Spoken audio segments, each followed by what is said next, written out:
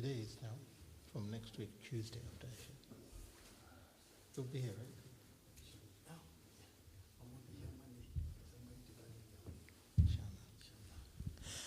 Assalamu alaikum wa rahmatullahi wa barakatuh. Don't worry, as the mic is off, it's working online. Alhamdulillah, wa sallallahu wa sallam wa baraka ala rasulillah wa ala alihi wa sahbihi wa man walahu wa ba'd. Rabbi shrah li sadri wa yassir li amri wahlul 'uqdatan min lisani yafqahu qawli. Allahumma absut alayna rahmatak wa anshur alayna min hikmatik. وافتح لنا فتوح العارفين ولا حول ولا قوة إلا بالله العلي العظيم. اللهم لا علم لنا إلا ما علمتنا إنك أنت العليم الحكيم. آمين يا رب العالمين. Now, in our last class, we finished the sunan of salah. أليس كذلك? We completed the sunan of salah. Is that correct? Or did we not do salah at all?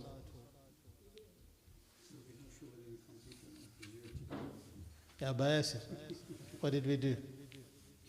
Did we do the sunan of salah or did we do the fada'il of salah? We didn't do the fada'il. We did the sunan. We just touched on the fada'il a little bit, but we did the sunan because all of these are tied together. Don't forget that. The class is online, inshallah. You can watch it there. Now, Da'iman, we always say, for what we are looking at, according to the text, which alhamdulillah he did a fantastic job when it comes to salah, specifically salah. And when we finish salah, we might take a pause from the book and do another course separately. I hope that's clear, inshallah. What it is, you should know, we have the obligations, and we have the sunan, and then we have the fada'il. We have the fara'id, and then we have the sunnah, barakallahu feek. And then we have the fada'il. Those are three categories. However, if you combine them together, it perfects the deed that you are fulfilling or you want to act upon.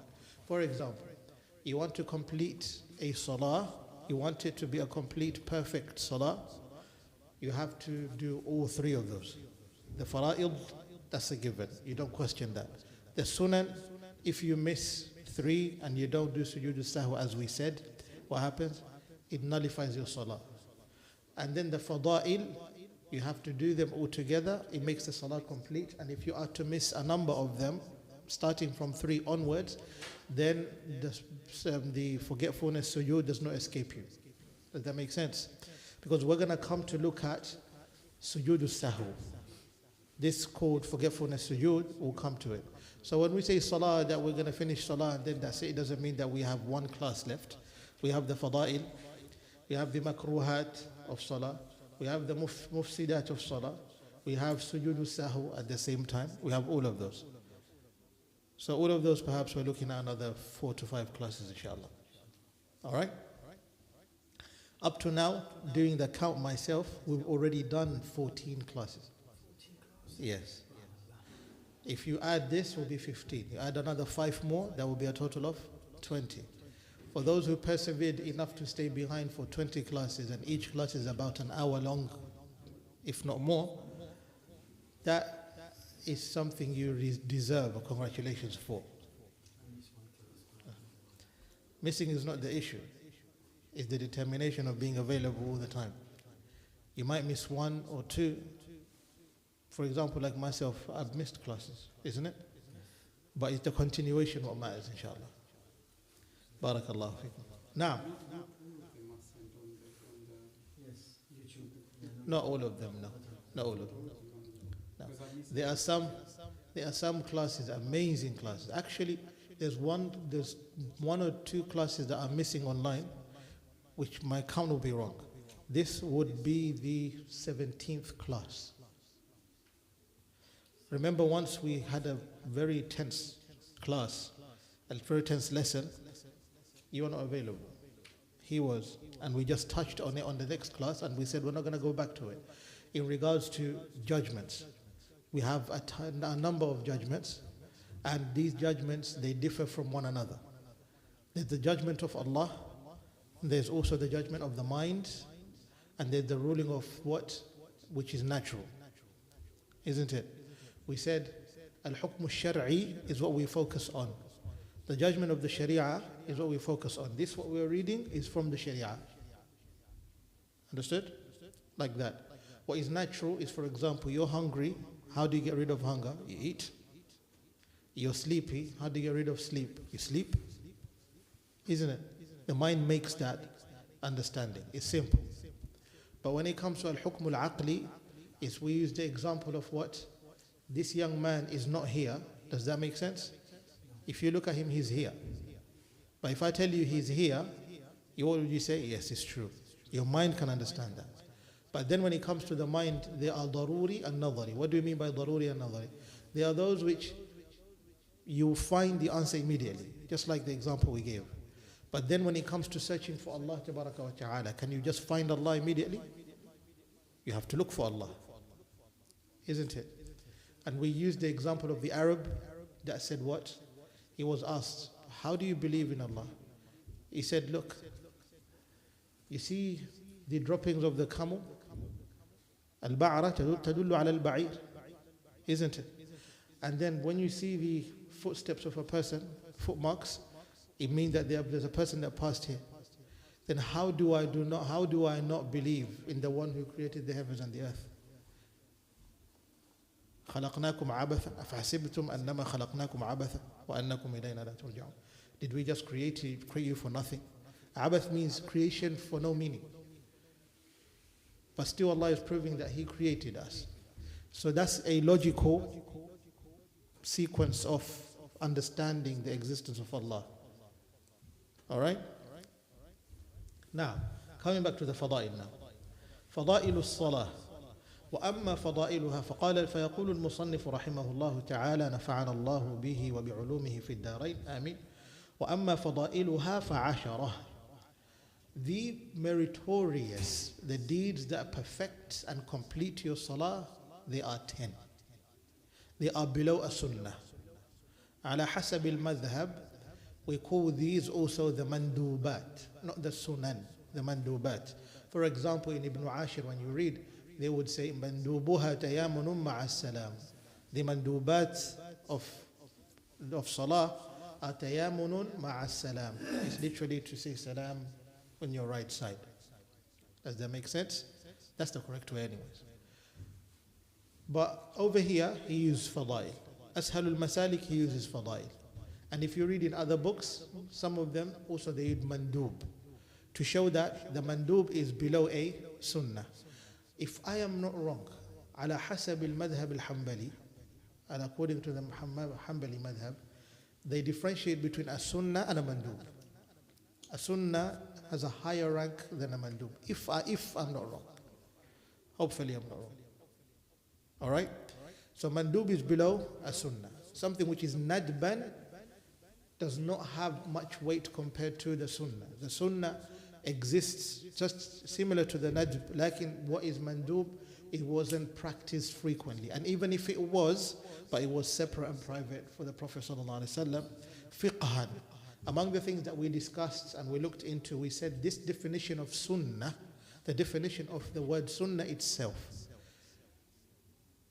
Every single science has its own definition. The usuliyun, they have their own definition. The people of mustalah, basically people of hadith, they have their own definition. The people of fiqh, they have their own definition.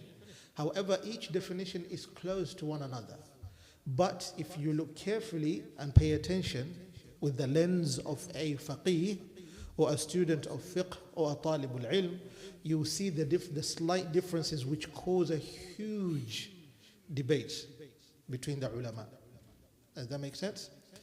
So how a faqih will look at sunnah is different from how an usuli or a muhaddith will look at sunnah. Inshallah. So let's carry on. Something I want to bring to you is the fada'il over here as well. He mentioned that they are 10. Lakin, if you look at, for example, Amin has it. If you look at the hashiyah, or maybe some of the explanation, which is al-Jawahir al-Zakiyah, and if you look at other texts, Each one of them have their way of determining them. This one says 10. In the Hashiyah he says لا مفهوم له.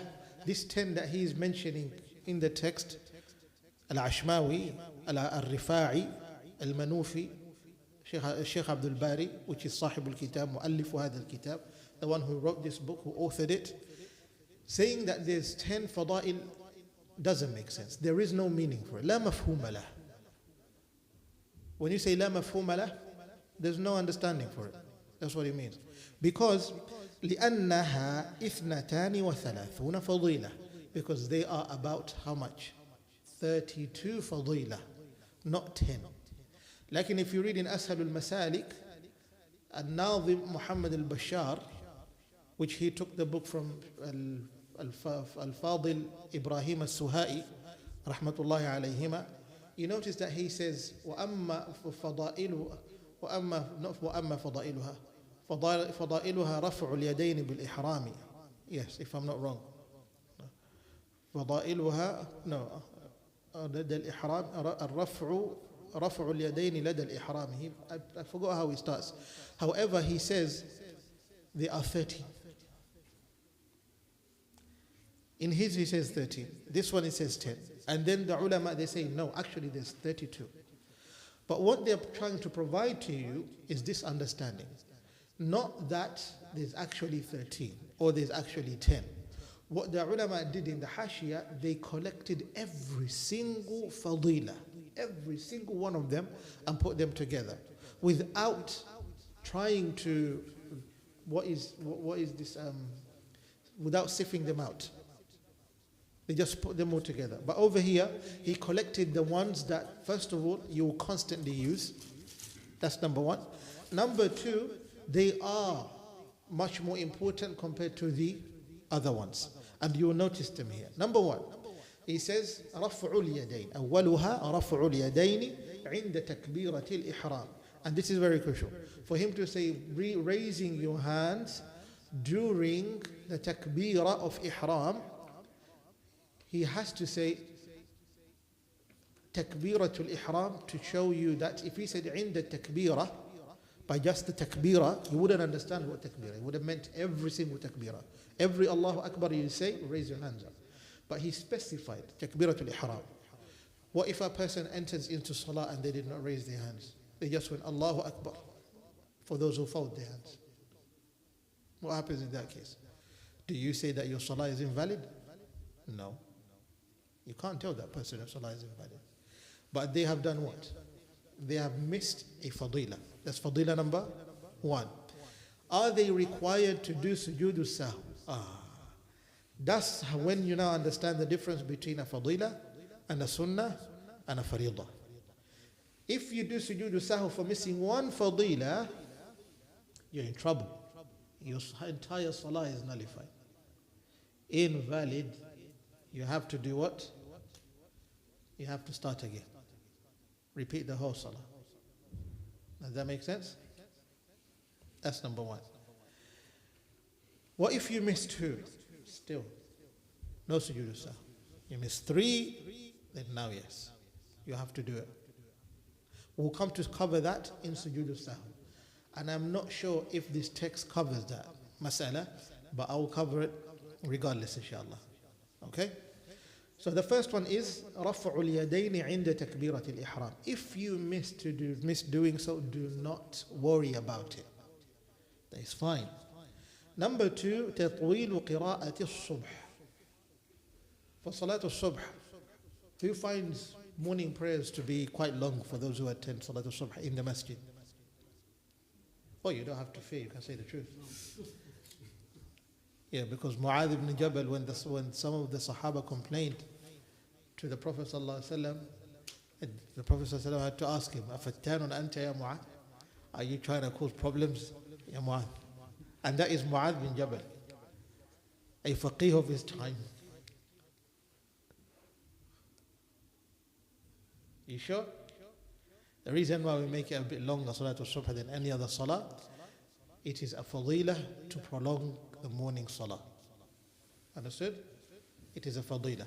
What if I just say, I'll read Qul Huwa Allahu Ahad, go sujood, go ruku'? It doesn't nullify your salah, you're fine. But you've missed the fadila. But there's something over here which he doesn't do. I've been trying to look for it, I don't find it. And we'll come to explain it. In the sharh a little bit, he says, فَيَقْرَأُ فِيهَا مِنْ طِوَالِ الْمُفَصَّلِ وَإِنْ خَشِيَ الْإِسْفَارِ خَفَّفَ وَاخْتُلِفَ فِي أَوَّلِ الْمُفَصَّلِ. Now, this is a mas'ala which is separate from this, but let's carry on a little bit. And when we finish about the length of what to read in salah, we're going to come back to this, what I just recited, what I just read right now. Okay? So number 2 is prolonging the recitation in Salatul Subh. Number 3, تقصير قراءة العصر والمغرب. For Salatul Asr and Maghrib, no, we missed something. ويلي الصبح, and what follows Salatul Subh is al-Dhuhr. You have to prolong Salatul Subh and Salatul Dhuhr. If you look at that, you'll find it on page 87, very first line. The next page, very first line. Yeah. ويلي الصبح في التطويل الظهر. So he says في صلاة الصبح and الظهر. But he does not mention in the text, if you look at the actual text, which I would advise you to buy it, it's literally £2. Or I'll look for them as much as I could. See that I mean? When you go, inshallah, if you can find them, collect them as much, yeah. But make sure you sell it to them, each one of them, £5. Yeah. Because they don't deserve it for free. He will spend his energy, go, sometimes rain will pour on him, but he will still buy the text. So if you buy it for £2, he will sell it to you for £5. Still cheap? Make it £50. خير. شوف. So, تطويل قراءة الصبح والظهر. But he doesn't mention, is it the whole salah? Is it just part of the salah? Or how? If he's prolonging the morning prayer, then do we prolong just part of the salah or do we prolong the whole salah? That's the question. For dhuhr, do we prolong the whole salah or do we prolong part of the salah? Whereas Salatul Dhuhr is 4 rak'at and Salatul Fajr is 2. This is the answer. For Salatul Fajr, the 2 rak'at remain as 2 and you prolong both. For Salatul Dhuhr, you prolong the first 2 and you just read the Fatiha on the other 2. Does that make sense? And this is regarded as a fadila. So that means to say, then another question is, if I do not prolong the first rak'ah and I prolong the second rak'ah, or I do not prolong the first rak'ah and I do not prolong the second rak'ah both, does that mean I've missed 2 fadila or does that mean I've missed 1 fadila?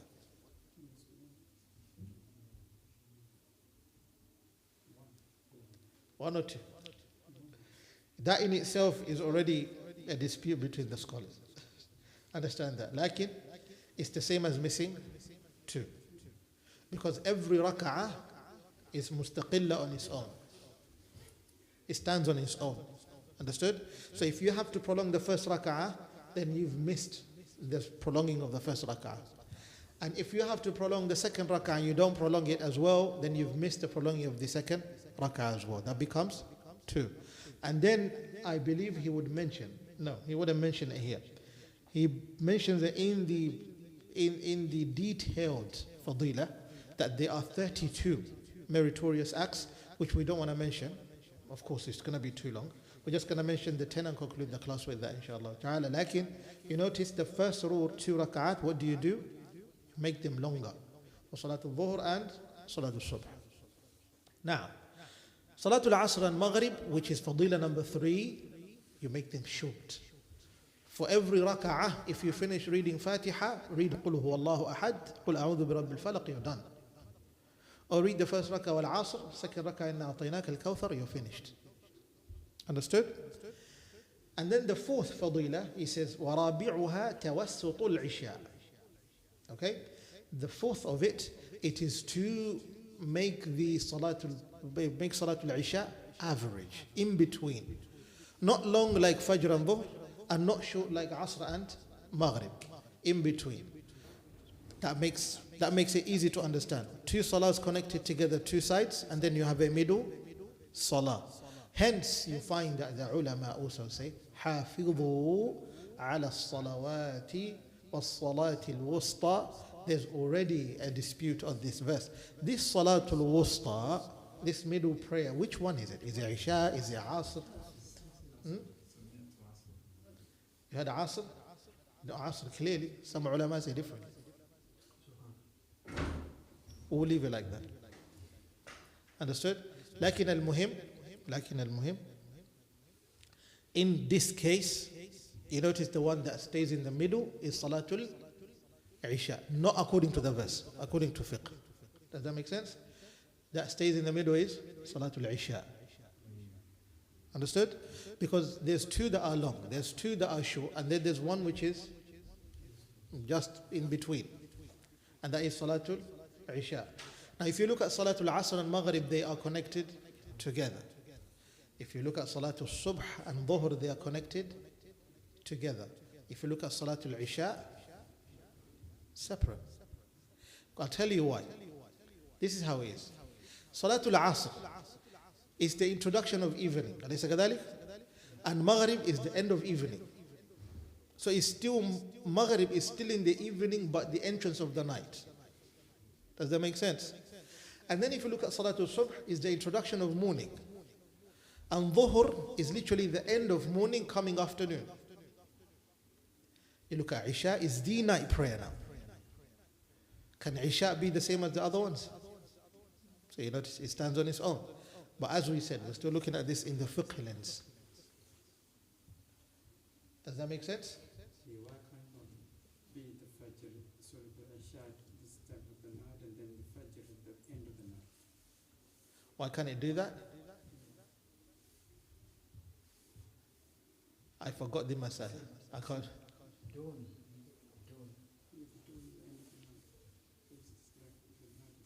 But remember, we have two dawns. We have the fake one and the real one. What do we say about that then? We'll come back to that. You have a point, but we'll come back to that, inshallah. Now, yes, now we finished this. There's something that I read previously, which I said I'll come back to it, and that is فَيَقْرَأُ فِيهَا مِن طِوَالِ الْمُفَصَّلِ وَإِنْ خَشِيَ الْإِسْفَارِ خَفَّفَ. He reads from these two long salahs. He reads from those which are known as طِوَالُ الْمُفَصَّلِ, those of the surahs that are separated, but they are the longer surahs. Understood? They're basically a number of surahs, but they are longer. What is that supposed to mean? The Prophet ﷺ, he mentions in a hadith that in the position of Injil, he was given a certain part of the Quran, which is the Bible, and in the position of the Torah, he is given a certain portion of the Quran, which makes the Quran longer than both of these two texts. And then you have the special ones, which are known as Al-Tiwal al-Mufassal. Those are specifically given to him as a gift. Now the ulama, they disputed on this. Where does it start? Which surah? Does it start from Surah Al-Shura? Does it start from Surah Al-Jathiyah? Does it start from Surah Muhammad? Hence the same surah is called as Surah Al-Qital, the killing surah, basically fighting surah. What does it start from? Surah Al-Hujurat or Surah Qaf? Which one does it start from? The clear one of what we follow is starting from Surah Al-Hujurat. Does that make sense? The moment you start from Surah Al-Hujurat, and if I'm not wrong, that will be Juz 26. 27, 28, 29, 30, 26. Go open Juz 26, Surah Al-Hujurat. From there, for morning prayers and for Dhuhr prayers, for your first two rak'ats of Dhuhr and the main two rak'ats of Salat al-Dhuhr, Salat al-Subh, you can read from Hujurat all the way to Abasa wa Tawalla. Does that make sense? I hope majority of you have noticed when it comes to Salatul Maghrib especially, nearly every single day, I will only read and I do not surpass Wadduha. Has anyone paid attention? From Wadduha all the way to the end. Wadduha all the way to the end. It's literally the same repetition. This says something, and I will come to my point. However, let's finish off this first. So starting from Al-Hujurat, you can go all the way to Abasa. Pick any surah you want, read it, finish it, khalas. You don't want to finish it, read it as long as you want, and that's it. From Abasa, which also the ulama, they've disputed. Does it start from Abasa or does it end just before Abasa? وَتَوَلَّى. But we say Abasa is the beginning of now the middle range of Mufassal. We have the Tiwal al-Mufassal, and then we have those which are to be Tawassut, which are in the middle, and then we have the short of the Mufassal, Qisar al-Mufassal, the very short of Mufassal. Does that make sense? Now those in the middle range, start from Abasa wa Tawalla all the way to Wadduha. The moment you finish وَاللَّيْلِ إِذَا يَغْشَى, these ones, when do you read them? Which salah do you read is in between? Isha. Barakallahu feek. So Isha, you can read any surah from Abasa wa Tawalla all the way to وَاللَّيْلِ إِذَا يَغْشَى. Does that make sense? From Wadduha all the way to قُلْ أَعُوذُ بِرَبِّ النَّاسِ, basically من الجنة والناس, you can read for Salatul Maghrib and Asr. Barakallahu feekum. For Salatul Asr and Maghrib you can read from Wadduha all the way to من الجنة والناس. Hence I would have loved so much if you had a pen and paper to write all of this down. But if you have a genius memory, inshallah we'll ask you next week. حاضر, okay? فيقول هنا, he says فيقرأ فيها من طوال المفصل واختلف في أول المفصل وكذا كذا كذا. Then he says وينتهي طواله, and the longer ones stop at the إلى عبسة, the end of by عبسة. Basically عبسة is to stop. ووسطه إلى والضحى, and the ones in the middle they start from عبسة all the way to والضحى. وقصاره إلى آخر القرآن قل أعوذ بربي الناس وهكذا. Does that make sense now? So you know what is the fadila of what to do. So this what I've mentioned to you is a fadila not mentioned in these 10. It's not a meritorious deed mentioned in the 10. I've mentioned it to you as a separate one from the 32. So you can understand now how this works. The fifth fadila, according to the text, but according to yourself now, is going to be the 6. As I said, I mentioned to you what to read in every single salah according to the length of the salah, and that is a fadila of its own. That makes it a total of 6 for you, but according to the text, it's now 5. 5, yeah. According to the text, it's 5, but according to what we've just explained, it turns up to 6. Yeah. وخامسها قول ربنا ولك الحمد للمقتدي والفذ. What does that mean? To say ربنا ولك الحمد for the one who is following the imam, basically the ma'mum, and for the one who is praying alone, الفذ. وقول ربنا لك الحمد عدا ولك الحمد عدا من أما في القنوت والصبح بدا. What does that mean? To say ربنا ولك الحمد for the one who is behind the imam. When the imam says سمع الله لمن حمدا, you do not repeat with the imam because the imam has already said a dua. Your duty is to say Ameen. Now the ulama teach us this means when you say Rabbana, there's a missing phrase in between. You wouldn't say Rabbana istajib lana. That makes it so long. So when you say Rabbana, when someone says Allah has heard your dua, my brother, what do you say next? Rather than saying Ameen alone, you say Ya Allah. When you say Ya Allah, the eloquence of the language, what do you understand? It means you've said Ameen Ya Rabb. Do listen to my dua. Doesn't it mean that? And we use that. Let me tell you one thing. This ilm that we study is literally so obvious that we cannot see it anymore. It's basically you're told the needle is right in front of you. You're looking for it literally in the middle of a haystack, and it's right on top under your feet. Because our minds are used to processing what? Difficult concepts. But processing the most simplest of concepts is the most difficult task. Does that make sense? Why am I telling you this? A phrase like this, when we say Rabbana istajib lana, and you start thinking, why does it? No, don't think so far. One day you will speak, or soon enough, the moment you come out, you'll have a lovely brother or sister of yours maybe a relative of yours, who does what? Who does dua for you, and you say, Ya Allah, something like that, something like that. And then when you remember this, you're, oh, it does make sense now. The Arabs used to love doing what? Reducing their words. So when the Sahaba said, Rabbana wa lakal hamd, and Jibreel alayhi salam accepted it and told Rasulullah sallallahu alaihi wasallam about it, is not because he missed the phrase istajib lana. He actually, due to his eloquence, he didn't have to say it. It's very clear. Does that make sense? So you say Rabbana wa lakal hamd, and hamd belongs to you. That's what it means. So who says it? The one who is praying alone and the one who is following the Imam. Why? Because as the Imam says, Sami Allahu liman hamida, you do not need to repeat it. The Imam has already asked the dua. And if you're praying alone, you answer the dua that you already asked. Okay? Yeah. Now number 6. التسبيح في الركوع والسجود. Does that make sense? To do tasbih. Subhanallah wa bihamdi, Subhanallah al-azim, or Subhana Rabbi al-a'la, bihamdi, Subhana Rabbi al-azim wa bihamdi. You can say any one of those without specifying which in both ruku' and sujood. Is it necessary to say Subhana Rabbi al-azim wa bihamdihi in ruku' and not sujood? No, you can say both. Actually, they both have the same meaning. They both have the same meaning because they both have tasbih. They both are tasbih.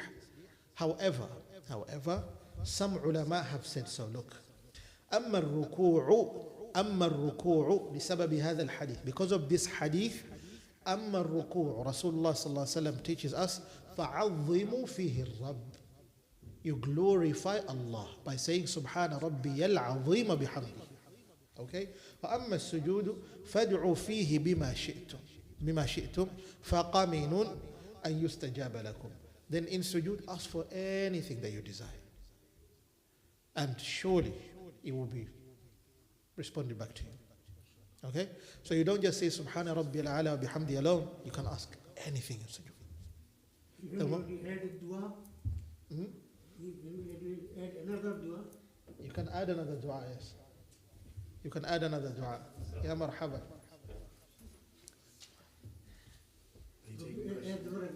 Anybody add Rabbi zid ilma? Ilma. Rabbi zidna ilma. You can say that. No, if any add in sujood. You can add that. It's dua. It must be of sujood if anybody add Rabbi zidni ilma. Look, if you say Rabbi zidni ilma, it's not a tasbih. That's a dua. Rabbi zidni ilma is a dua. وَقُلْ Rabbi zidni ilma. Oh Allah, increase me in knowledge. But when you say Subhana Rabbi al-Azim, that's a tasbih. So when you say Subhana Rabbi al-Azim and then you say Rabbi zidni ilma, now you've done the duty and you ask the dua on top of it. Yes. After tasbih, then? Yes. But then how about if a person does dua and not a tasbih? Do you invalidate their salah? First tasbih and then? But if he misses the tasbih and only does dua... Tasbih, no dua. Tasbih and then dua. Yes. But if he misses the tasbih... Wait. If he misses the tasbih and only does dua, his salah is still valid. Yes. It's a fadila, not even a sunnah. Any sunnah then? Why don't we come back to the questions after the class? Inshallah. Sorry. I know the questions are piling up. Let's finish off. We have 7, 8, 9, and 10. Let's just finish off those. Wait, let's just finish off those. And salah time is going to be soon. سابعها تأمين الفذ في السر والجهر. The one who is praying alone, whether in a sir salah or a jahr salah, basically a loud salah or a quiet salah, what do they say? Ameen. وَلَا الضَّالِّينَ Ameen. And the ma'moom, when he says وَلَا الضَّالِّينَ, the imam says وَلَا الضَّالِّينَ, what do they say?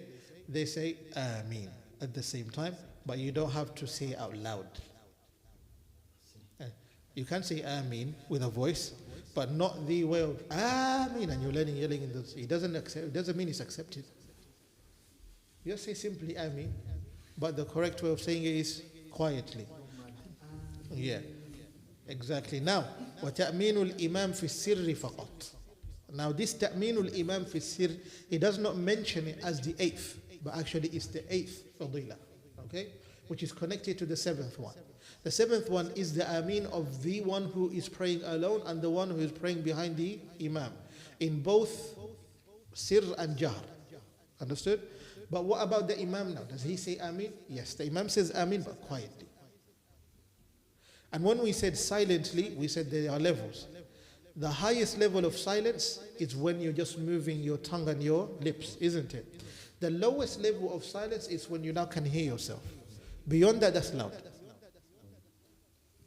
Okay, that's number 8. Number 9 is al-qunut. قنوتنا ولفظه المسموع بالصبح سرا بعده الركوع. When do you do qunut? You do qunut in the morning salah. Qunut means al-ta'a, obedience. وَقُومُوا لِلَّهِ قَانِتِينَ. And stand in salah in front of your Lord with obedience and humility in front of Allah. Now, according to the madhab, we only do qunut in salatul subh. Do we have qunut in tarawih and witr? No. We don't have that. The Shafi'iyah do. The Hanbaliya, I'm not wrong, they do, right? For the Malikiyah, no, we don't have that. عند الحاجة, yes. عند الحاجة, even us, we do accept it. However, some of the ulama, what do they say? They say that that is ma'al karaha. It is accepted, however, with it being disliked. لماذا? Because we do not recognize a qunut separate from the one that we do in Salatul Subh. Just like what the Shafi'iyah do. The difference between the Malikiyah and the Shafi'iyah now is this. The Malikiyah, you do it before ruku' in the second rak'ah. Okay? On the second rak'ah, the last rak'ah basically, in Salatul Subh, before ruku' but silently. Everybody does it individually. You don't say it out loud. Now in the qunut, do you pile up the du'as? Or do you just do some dua and khalas? Which over here you can see, he teaches us as well in the text. That's why I said the text is important. Allahumma inna nasta'inuka wa nastaghfiruka wa nu'minu bika wa natawakkalu alayka wa nuthni alayka al-khayra kullah la uhsi thana'an alayka. No. This is the hadith which he mentions over here. ونشكرك ولا نكفرك ونخلع ونترك من يكفرك. خلاص. You can do it up to there. Or you can add that as well if you want. اللهم إياك نعبد ولك نصلي ونسجد إليك نسعى ونحن نرجو رحمتك ونخشى عذابك إن عذابك الجديد بالكفار ملحق. The reason why I read it from the text is because the one I memorized is slightly different. اللهم إنا نحمدك ونستعينك ونستهديك ونستغفرك ونتوب إليك ونؤمن بك ونتوكل عليك ونثني عليك الخير كله نشكرك ولا نكفرك ونخلع ونخنع ونترك من يفجرك, like that. Whereas over here it says ونخلع ونخنع ونترك من يكفرك. The one I do is من يفجرك. And he doesn't have اللهم إنا نحمدك. This one is just اللهم إنا نستعينك. Does that make sense? Is there a problem between the two? No. Similar to when we're going to look at the tashahhud in the tahiyyah, at-tahiyyatu lillah. You'll see there's a slight difference compared to what many are used to. Okay? That makes it as... Got to go? That's fine, inshallah. Barakallah. Okay, so... this is in regards to the qunut, which we said is number what? Number 9. Number 10, however, which he does not tell us number 10, is the tashahhud. The tashahhud which we always repeat, at-tahiyyatu lillah, az-zakiyatu lillah, at-tayyibatu as-salawatu lillah. Assalamu alayka ayyuha an-nabiyyu wa rahmatullahi wa barakatuh. Assalamu alayna wa ala ibadillahi as-salihin. Ashhadu an la ilaha illa Allah wahdahu la sharika lah. Wa ashhadu anna Muhammadan abduhu wa rasuluh. Khalas. That's it. That's the whole tashahhud. If you wish and desire to add more, that's upon your discretion. Does that make sense? Does that make sense? If you bring in the salat upon the Prophet ﷺ, that's something additional. You can add it on and it does perfect your salah. But the entire tashahhud is only that which we recited first. Khalas. and your salah completes from there. That's number 10, which brings us to the end of our class, which I'm waiting for your questions. But what I need you to learn, is that according to what you've learned now, what's more important, you know the du'as already. You know what to recite in salah. But when do you recite it? How much are you required to read? And what is necessary for you to do in order to perfect your salah? For so many people, they know, even Allahumma salli ala Muhammadin wa ala ali Muhammad. Is it correct to say Allahumma salli ala Sayyidina Muhammad in salah? In the madhab, no. The correct way of saying it is Allahumma salli ala Muhammad wa ala ali Muhammad. Kama sallaita ala Ibrahim wa ala ali Ibrahim. Understood? Some say Allahumma salli ala Sayyidina Muhammadin wa ala. The problem is there is no riwayah that provides that the Rasulullah sallallahu alaihi wasallam taught us. You can say Allahumma salli ala Sayyidina Muhammad in salah. You can say Allahumma salli ala Sayyidina Muhammad when you're doing it on your own, not in salah. Okay? Sorry, can you close the door if you don't mind, please? No, let the boys do it. Yeah. We have to teach them some adab a little bit.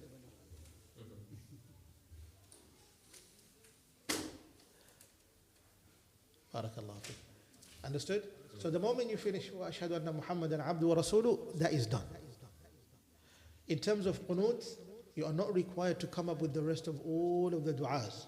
Your qunut only ends at وإليك نسعى نحفظ نرجو رحمتك ونخاف عذابك إن عذابك بالكافرين ملحق. خلاص, we are done. We finish the qunut, you do ruku' in this case. Although the ulama, they've differed on this. Some say it's after ruku', some say it's before ruku'. And that is literally a minor issue. But as you know, as long as you have a qunut, you can do it at that time. Barakallahu fikum. So that's the end of this. However, in the next class, what we are going to do, we're going to look at, inshallah ta'ala, the makruhat of salah. The makruhat of salah. The disliked acts of salah.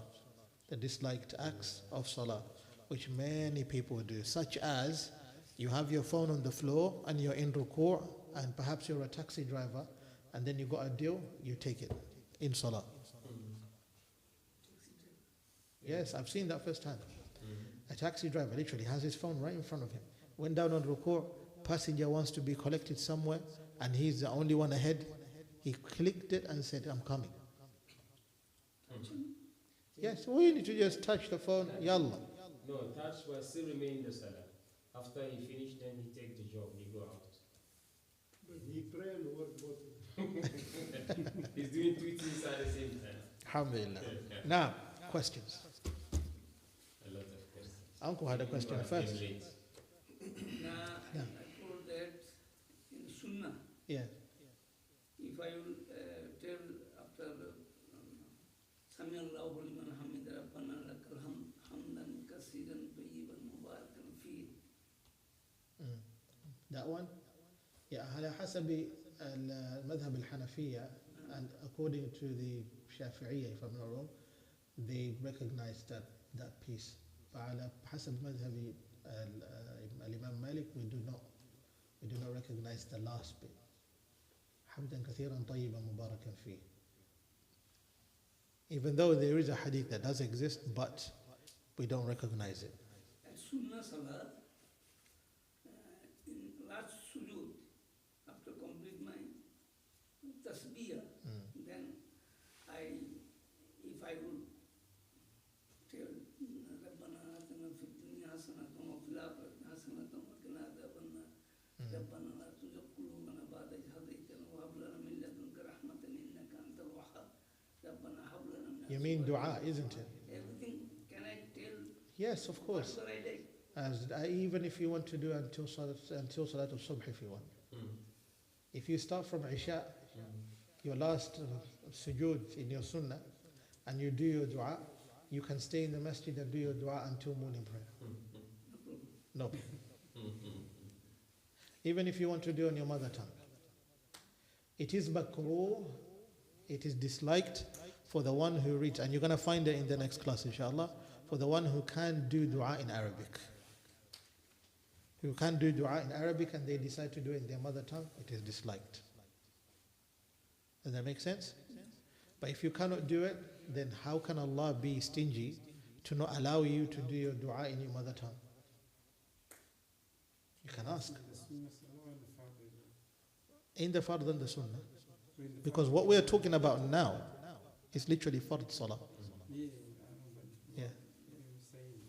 Yeah, he's the Uncle Musa, he's talking about sunnah when he finishes his last rak'ah and his last sujood in the sunnah prayer, isn't it? Yes.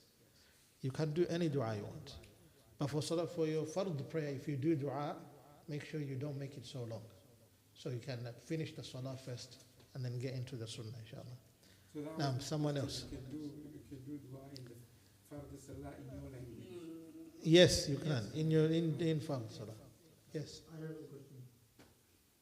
Some ulama tell, in fard, after tasbih, we should not add a dua. Only fard, we should not add a dua. Is it correct or not? It will be difficult to say yes because أقرب ما يكون العبد من ربه وهو ساجد. To do dua in ruku', it is actually makruh. It's not accepted. Like to do dua in sujood, it doesn't matter what sujood. They tell in fard, ruku or sujood. Even we in should fard. not add a dua. Not in ruku'. In ruku' is makruh. In sujood, it's accepted. Even in fard. Allah, some ulama tell, Prophet ﷺ never add dua in fard sujood. I see in a book, one alim wrote. You know, is the alim Hanafi? Then that's why. There are certain things which the Ahnaf, they are quite strict at. He remind only in fard you should not add dua after tasbih. You can add dua in fard as well. It's fine. Can I chip in just a quick? Another question. Just one more clarification. You can add dua in fard after the tasbih, but is it in fard? Do you have to do it in Arabic or even in your mother tongue is accepted? You can do it. Very clear. You can do it in your mother tongue as well. And No, the dua can be after tasbih. Can you not do dua without tasbih? If you missed the tasbih for 3 times, you're going to have to do sujood sahw now. Don't forget that. Now, what's your question? Yeah, there's a couple. Yeah. written them down. Ask at least 2 or 3 Okay, so, and let's see how. so we went through the length of the surah that we should, the length, yeah, and where to read from. We went from the 26th juz downwards, yeah, towards juz amma. So the rest of, is the sort of the cost, are we saying that the length of those surahs, say surah Abasa, the length of that roughly is what you could take, say, from elsewhere in the Quran. So say you could take the length of Abasa, say, take some ayat from Surah Al-Baqarah and you could read that. Because I just wanted to clarify, because it could come across as you should read only from 26 downwards and leave the rest of the Quran. Does that make sense? I understand, yeah. Coming to length, that's that question first of all. I want to clarify on that issue, which I forgot to do so in the class. What we need to understand is that, for example, the ulama, they ask this question. Do we determine length as the number of verses that we read, or do we determine length by the amount of time we take to read? The answer, which is correct, is the amount of time we take to read. So there's no such thing as a number of portion. Because, for example, if I read in the first rak'ah, let's say, وَالْعَصْرِ إِنَّ الْإِنسَانَ لَفِي خُسْرٍ إِلَّا الَّذِينَ آمَنُوا وَعَمِلُوا الصَّالِحَاتِ وَتَوَاصَوْا بِالْحَقِّ وَتَوَاصَوْا بِالصَّبْرِ. Isn't it? Was that long? Come second rak'ah. إِنَّا أَعْطَيْنَاكَ الْكَوْثَرِ is the shortest surah, without dispute, by all of the scholars of Quran, in the entire Quran. إِنَّا أَعْطَيْنَاكَ الْكَوْثَرِ is the shortest surah compared to every single surah in the Quran. Even Al-Asr is longer than Inna A'taynak. But because inna a'tainaka is shorter, it doesn't mean that I can stand and read like this. Inna a'tainaka I take my time. So the amount that's determined is the amount of time you take to differentiate between the first rak'ah and the second rak'ah. Does that make sense now? So the first rak'ah you can read wal asr inna al-insana fi khusr. But the second rak'ah you can read qul a'udhu bi rabbil falaq, but you read it faster, so it can be a bit shorter than the way you read wal asr. That's point number one. Point number two. Do I have to specifically read from 26 downwards? And I cannot read the others, I will be missing a fadila. As we said, the reason why you see the ulama, they're taking only 13 or 10 and that, because these fadila themselves, they have darajat, they have levels. So the ones that we mentioned here are the ones that you have to do your best to put them together. The other ones, they are on a lower level to a position where you cannot say, if you do not do from these, then that means you have done something wrong in your salah or you missed something in your salah. No, it's a recommendation that beautifies your entire salah from the beginning to the end.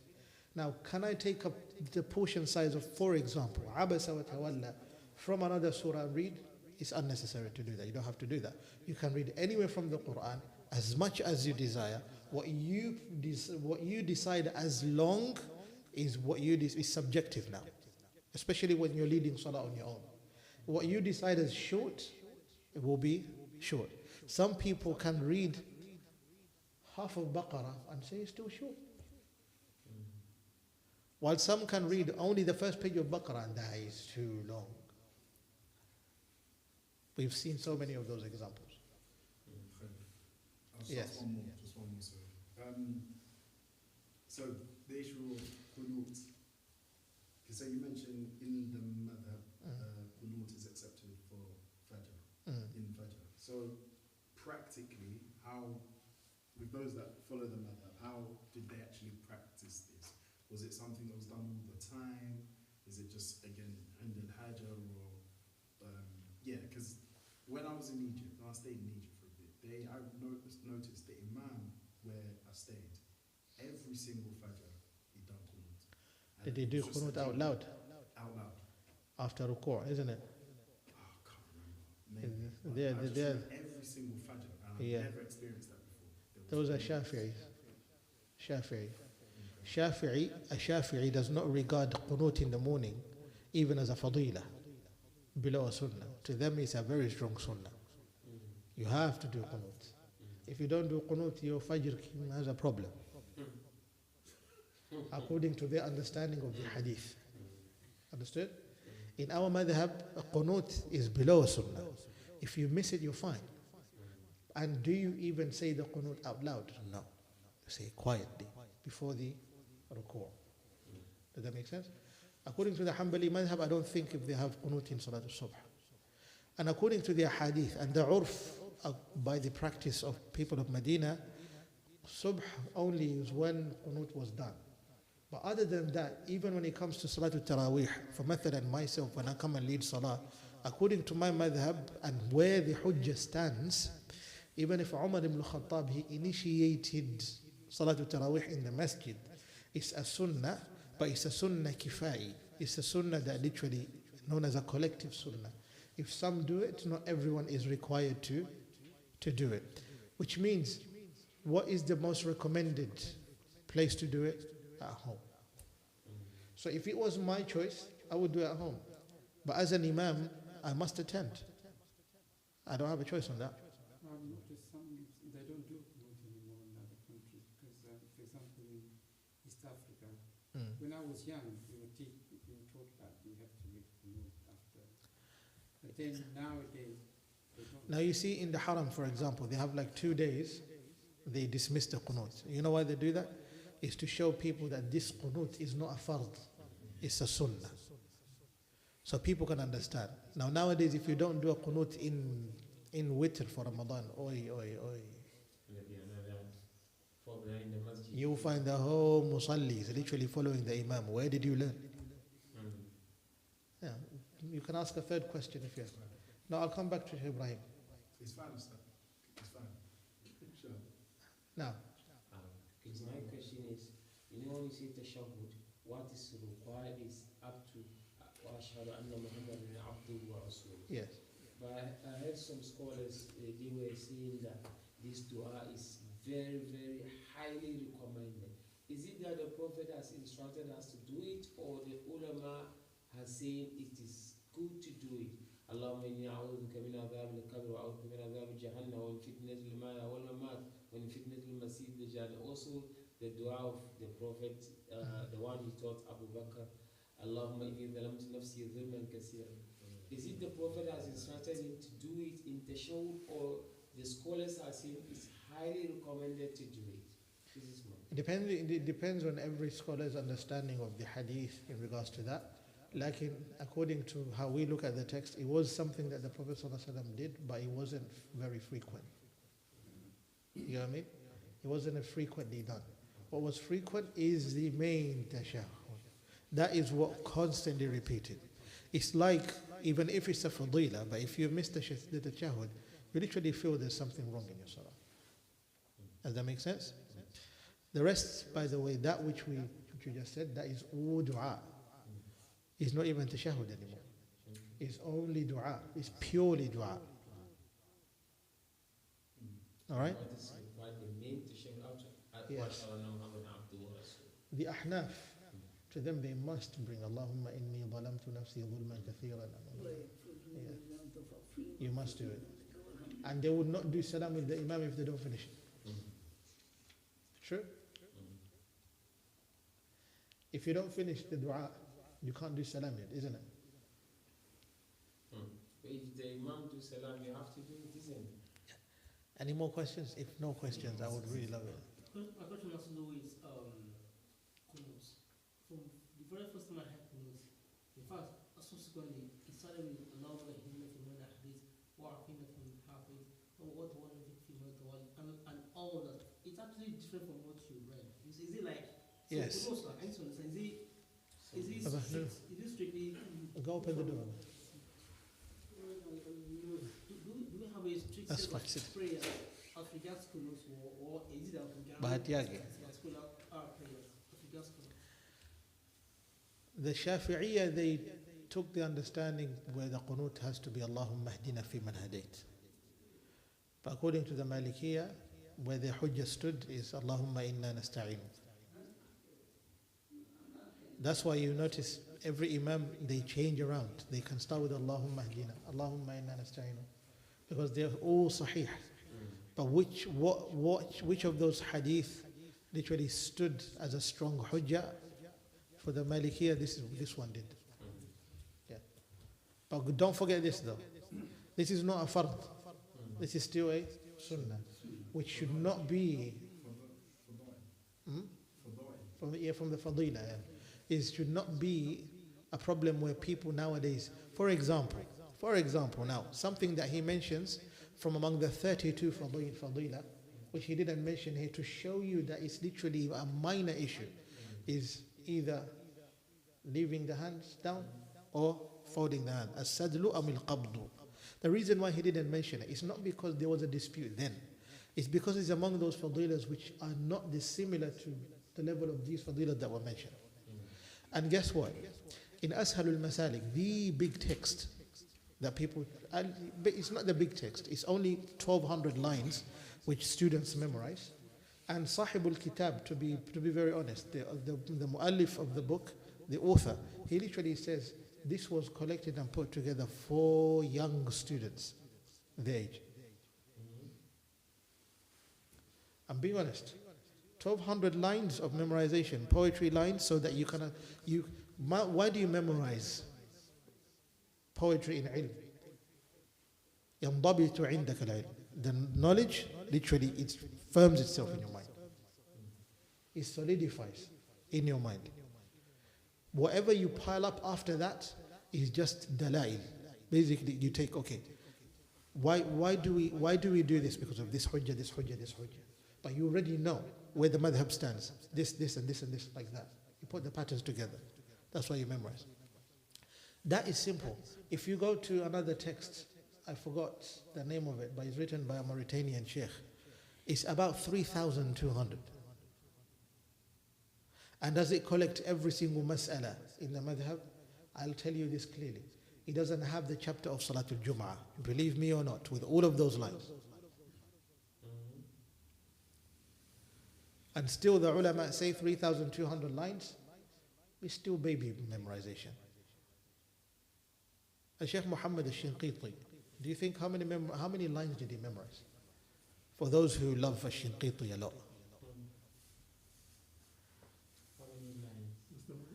The one who wrote Idah al-Bayan for the... I was in Iran. Maghrib and Isha, they pray same time. In Iran? Forget about Iran, yeah. Iran, they different. Isha, they pray same time. They have their own agenda. There are no Sunni mosque in the capital, Tehran. 10 years I've been there. And you know allowed to pray Sunni. And we was praying Eid Namaz and Jummah, then they will, the police will come and we will run away from them. Let's come back to this and then you guys can have a discussion. He memorized more than 20,000 lines of poetry. 20,000 lines. Yes, of course. I have seen mashayikh with my own eyes. I don't want to mention them because they're not ready to be mentioned. Who have memorized more than 10,000. 10,000 is not a lot. I'm being honest, it's not a lot. It seems a lot because we've literally, our minds are pampered so much with technology. But we don't see that technology has incapacitated us a lot. Who can go to Birmingham or Manchester today without a navigator? For the parents that have been here, who has been here since the 90s? Who was here before the 90s? You can raise your hand up.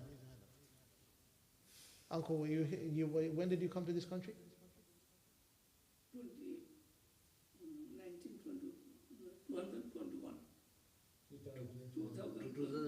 2021. How about yourself? I'm from 2019. 2019. Anyone older than that who was here in this country? You were born here. You were born here. You remember A to Z, right? You remember A to Z? You want to go from city to city, you use A to Z and you get to travel. I can remember when it was not the navigation, before you go to that, you make the write it down. Yes. Is it from the M45, A2, then turn right. Exactly. But what happened then? You use your mind. Today you do not make a move without Google Maps or Waze. What does that do? What does that do? What I am with the French. Huh?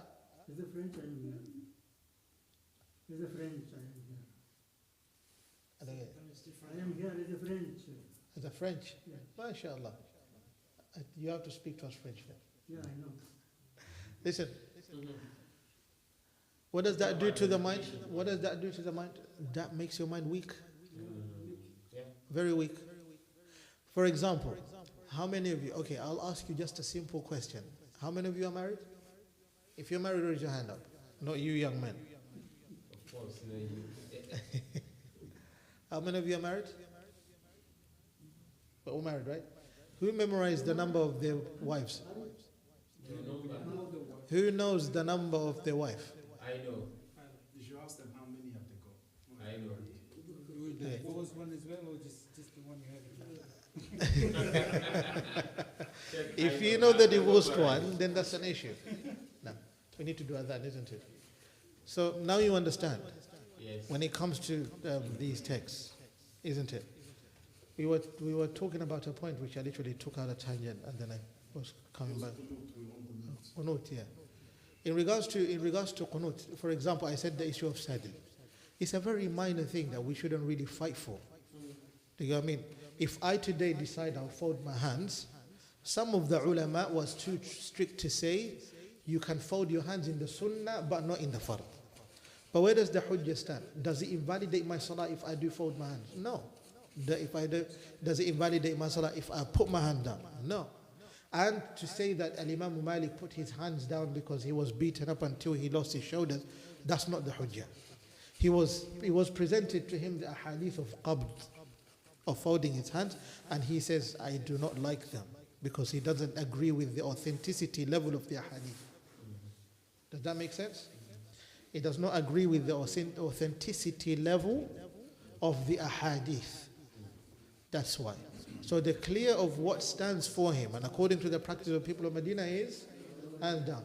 There's a whole text written by Sheikh Abdul Hamid, 60 pages, 16 or 17 ahadith. He literally provides each one of them, and he says that each one of these ahadith, even though they are regarded as part of Sahih al-Bukhari, but they are not authentic to the level where Sahih al-Bukhari can justify to say that fiqhan, these ahadith stand for qabd.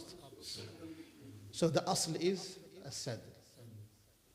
But does that make other madhahib to be invalid? No. And he says this clearly. Every madhab has this understanding. Even in the madhab itself, there are some ulama that said no, qabd is better. Is the accepted one and not sadl. To where the hujjah stood. Does that make sense? So inshallah we'll stop here. And yes, and in our next class, we'll start from the makruhat, the disliked acts. Inshallah. Barakallahu fiqh. So, yes. In regards to the next class, I forgot about that. From next week, Tuesday after Isha. So if you sincerely want to be in the class, Tuesday after Isha. Of convenient, 7:30. Convenient time is after Isha from now on. But the best day should be Tuesday anyways. We have a class running for Quran on Mondays. We cannot shift it around. It wouldn't be fair for them. They must have their class on Mondays. And because we are clashing on time, having both classes, perhaps there are others who want to join this session. We don't want to take that away from them as well, inshallah ta'ala. So we'll carry on Tuesdays. Barakallahu fiqh.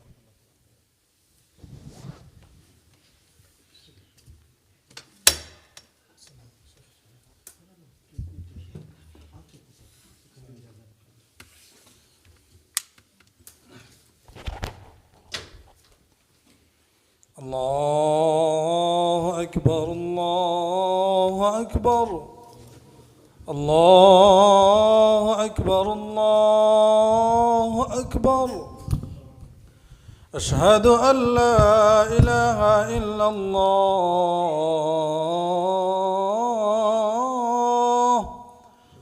أشهد أن لا إله إلا الله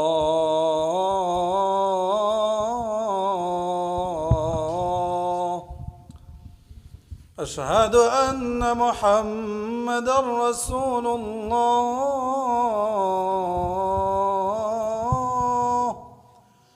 أشهد أن محمدًا رسول الله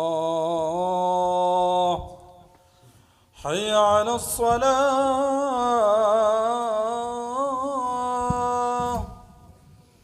حي على الصلاة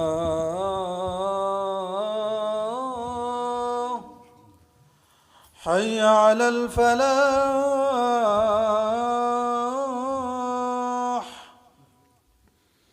حي على الفلاح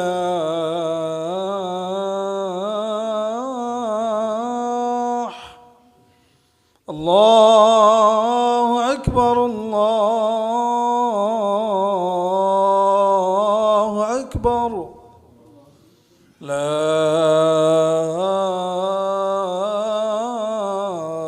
إله إلا الله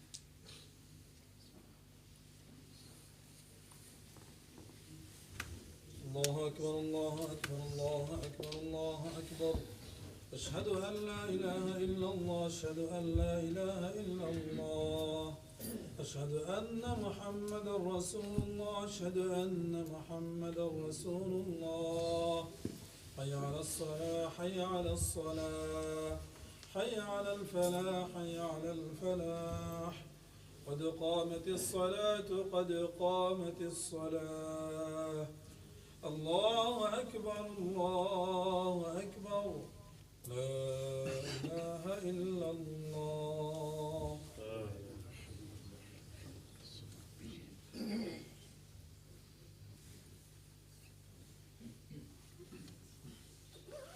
Make sure your line is straight and your mobile phone is either silent or switched.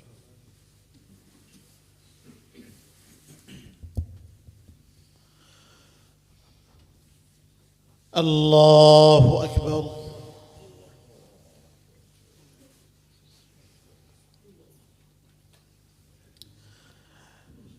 الحمد لله رب العالمين الرحمن الرحيم مالك يوم الدين إياك نعبد وإياك نستعين اهدنا الصراط المستقيم صراط الذين أنعمت عليهم غير المغضوب عليهم ولا الضالين.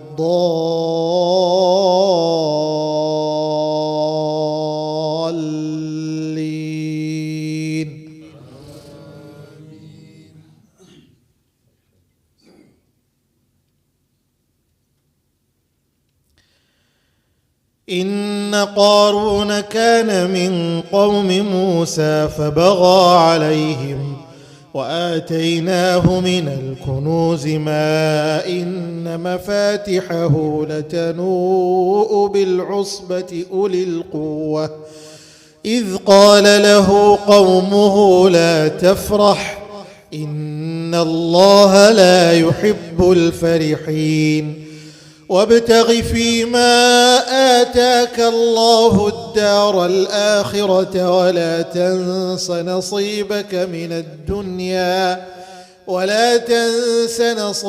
من الدنيا وأحسن كما أحسن الله إليك ولا تبغ الفساد في الأرض إن الله لا يحب المفسدين. قال إنما أوتيته على علم عندي أولم يعلم أن الله قد أهلك من قبله من القرون من هو أشد منه قوة وأكثر جمعا ولا يسأل عن ذنوبهم المجرمون. فخرج على قومه في زينته قال الذين يريدون الحياة الدنيا يا ليت لنا مثل ما أوتي قارون إنه لذو حظ عظيم. وقال الذين أوتوا العلم ويلكم ثواب الله خير لمن آمن وعمل صالحا ولا يلقاها إلا الصابرون. فخسفنا به وبداره الأرض فما كان له من فئة ينصرونه من دون الله وما كان من المنتصرين. الله.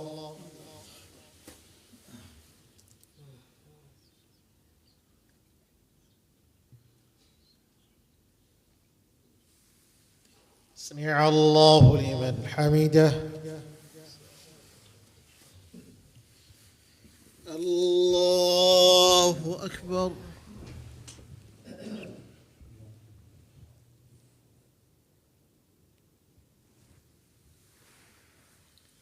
الله أكبر. الله أكبر.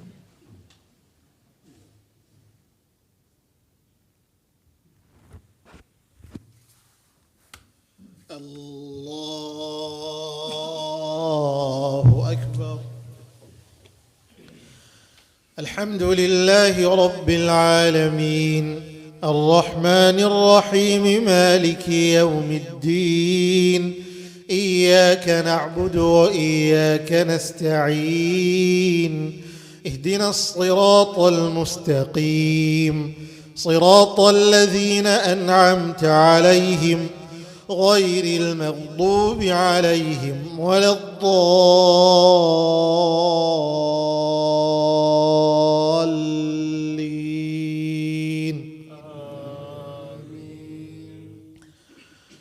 وأصبح الذين تمنوا مكانه بالأمس يقولون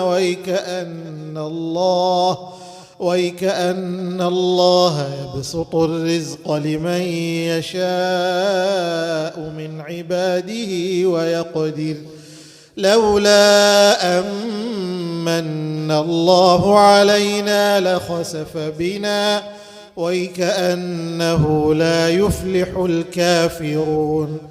تلك الدار الآخرة نجعلها للذين لا يريدون علوا في الأرض ولا فسادا والعاقبة للمتقين. من جاء بالحسنة فله خير منها ومن جاء بالسيئة فلا يجزى الذين عملوا السيئات إلا ما كانوا يعملون.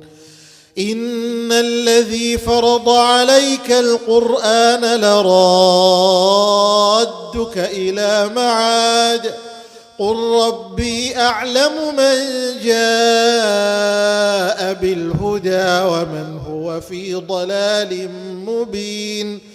وما كنت ترجو أن يلقى إليك الكتاب إلا رحمة من ربك فلا تكونن ظهيرا للكافرين. ولا يصدنك عن آيات الله بعد إذ أنزلت إليك وادع إلى ربك ولا تكونن من المشركين.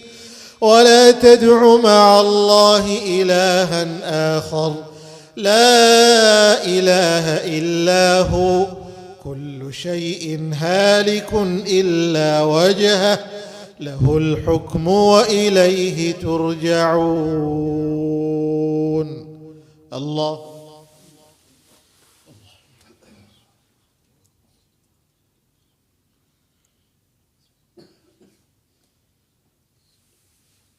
سمع الله لمن حمده. الله أكبر.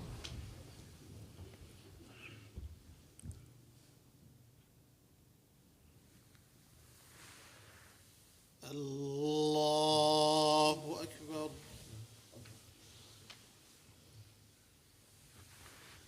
الله أكبر.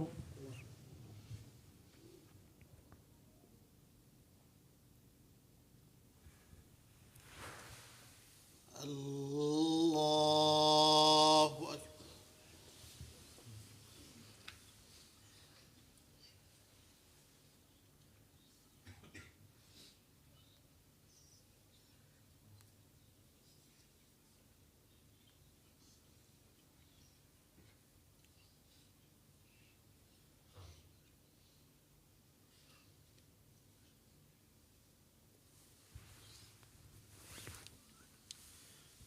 أكبر. الله أكبر.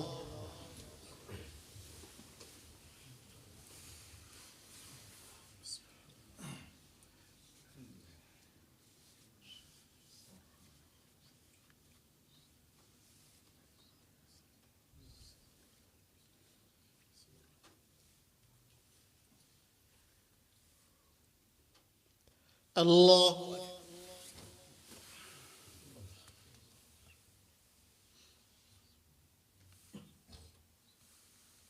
سمع الله لمن حمده.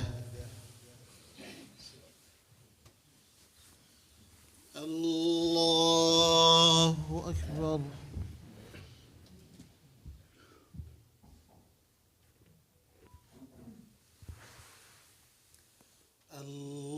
الله أكبر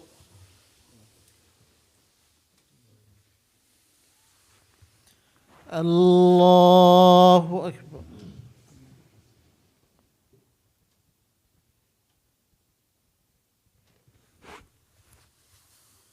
الله أكبر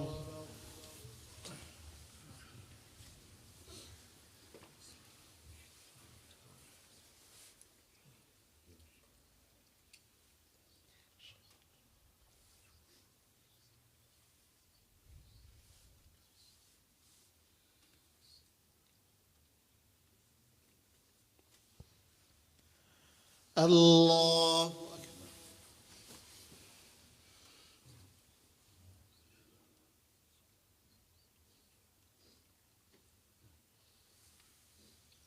سمع الله لمن حمده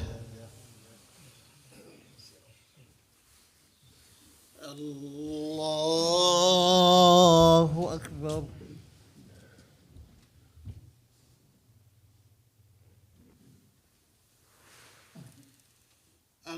الله أكبر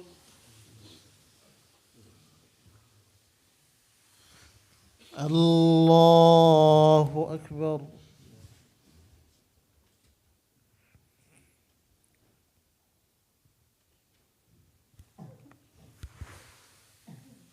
الله أكبر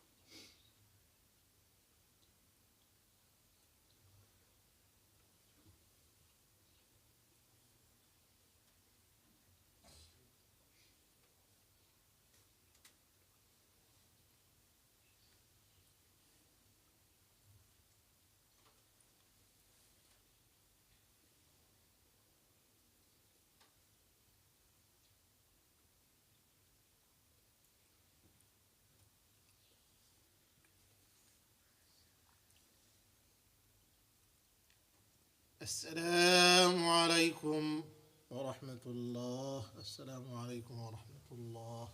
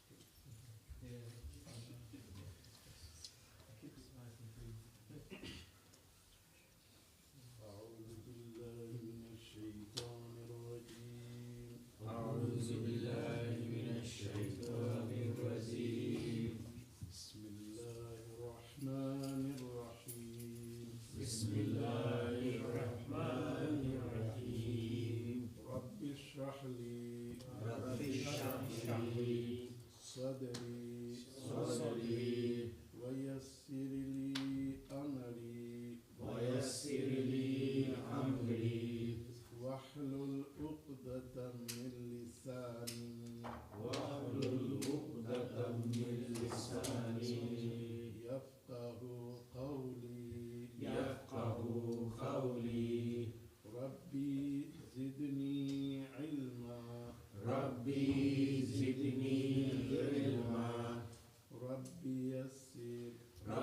يسر ولا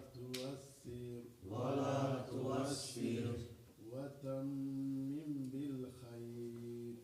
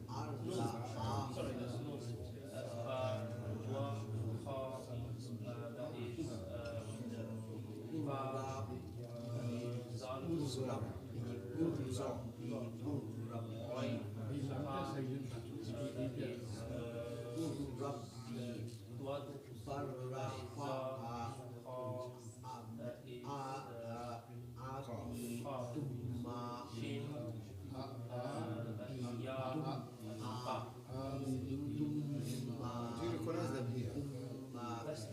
For example, what is this? What is this?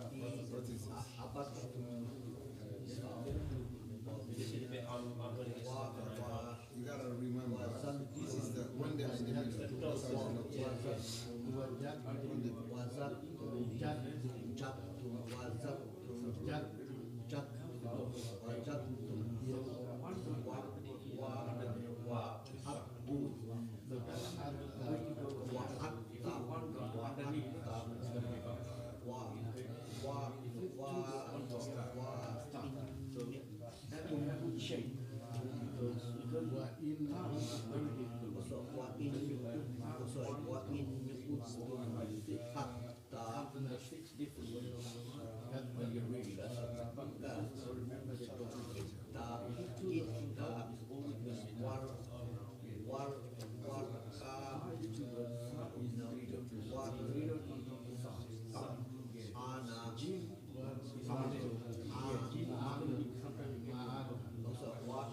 when it's on top, it's not gym, it's car. When it's on the knee, gym, when it's on top, it's car. When you have it,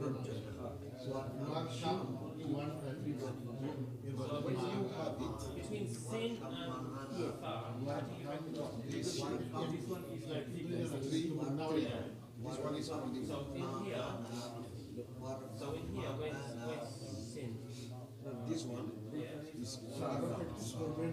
Or she is going to be 3. Oh, it's the W, isn't it? It's the W.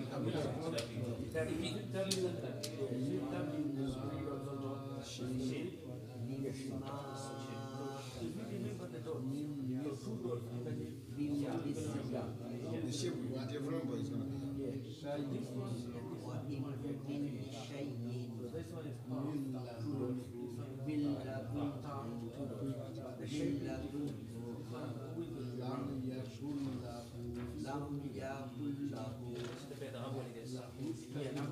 Here is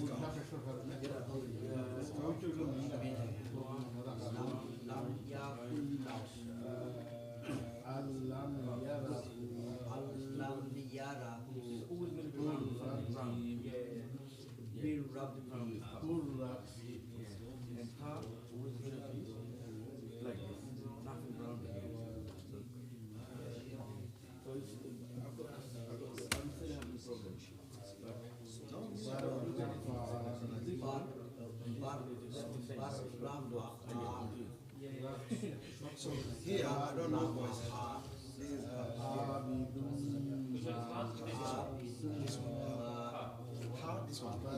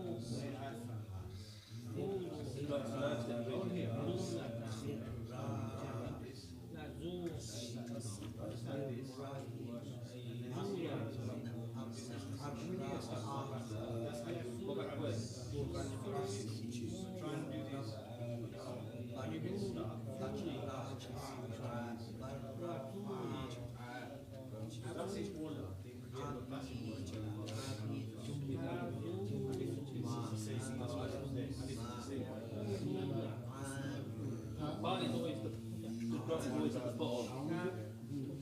Part is at the top, side is the gym is in the this looks like it's at the bottom, isn't it? But that's the gym, isn't it? The shape is different. All of these will have the same shape. Do you understand? Only the dot is the difference. So that's gym and that's car. That's car. So okay, that's This is what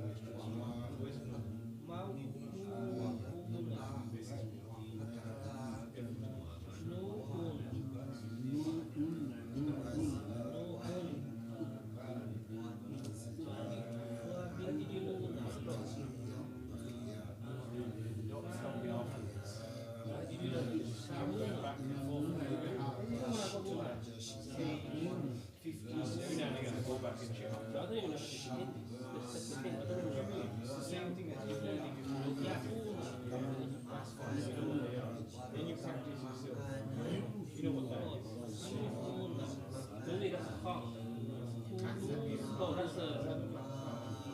I don't know the shape, so I don't know. I remember the clock. How would I know that's a high? Because you practice this bit, then you practice yourself. When you get stuck, you just get back.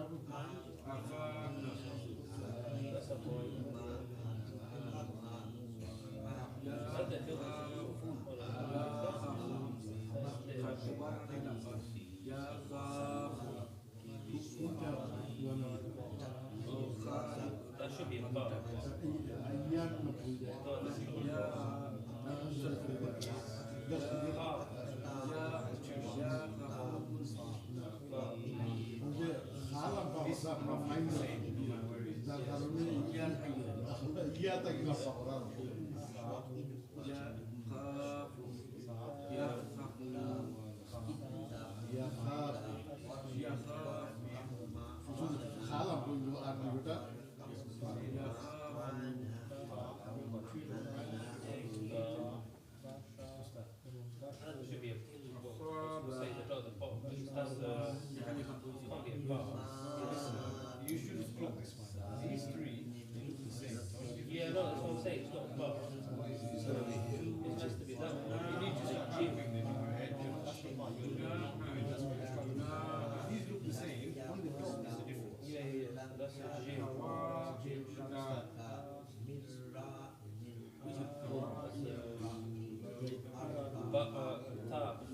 How can it be ties on top? Remember the rule. If there's two dots, it can only be young, nothing else. That's a young, that's a young.